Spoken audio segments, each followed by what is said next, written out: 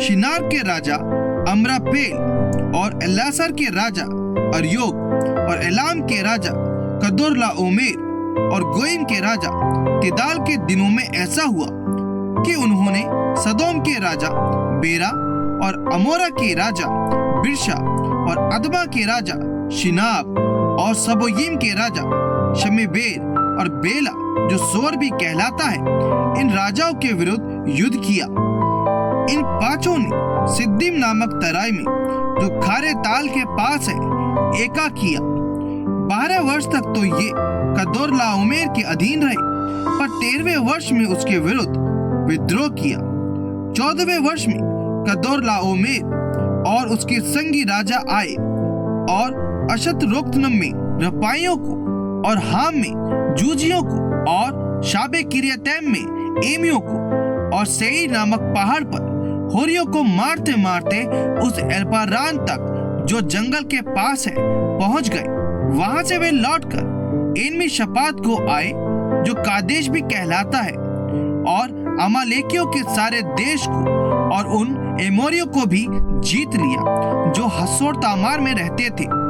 तब सदोम, अमोरा, अदमा, सबोयीम और बेला जो सोर भी कहलाता है, इनके राजा निकले और सिद्दीम नामक तराई में उनके साथ युद्ध के लिए पांति बांधी, अर्थात एलाम के राजा कदोर्लाओमेर,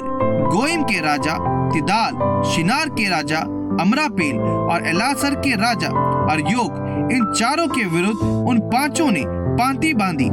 सिद्दीम नामक तराई में जहाँ लसार मिट्टी के गड्ढे ही गड्ढे थे,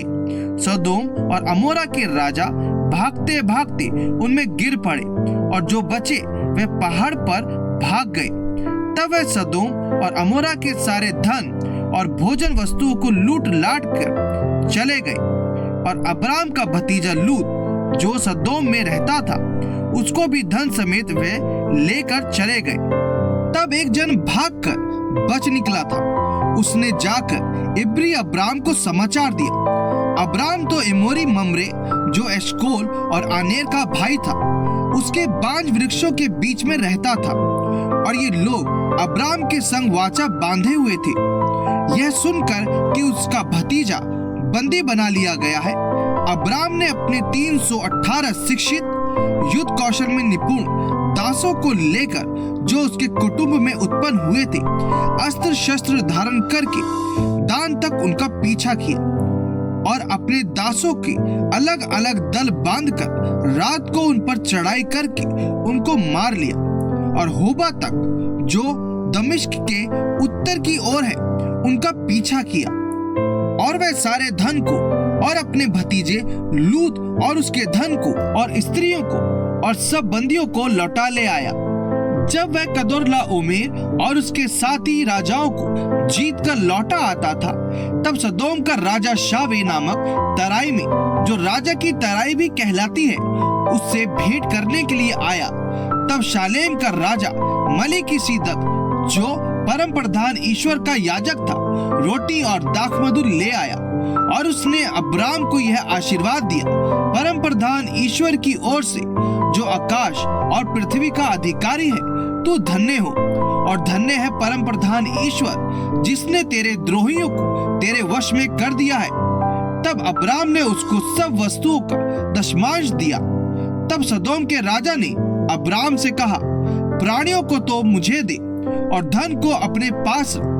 अब्राम ने सदोम के राजा से कहा, परम प्रधान ईश्वर यहोवा जो आकाश और पृथ्वी का अधिकारी है, उसकी मैं यह शपथ खाता हूँ कि जो कुछ तेरा है उसमें से ना तो मैं एक सूत और ना जूती का बंधन ना कोई और वस्तु लूंगा, कि तू ऐसा ना कहने पाए कि अब्राम मेरे ही कारण धनी हुआ।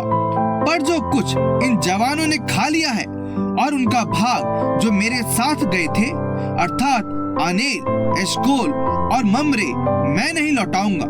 वह तो अपना अपना भाग रख ले।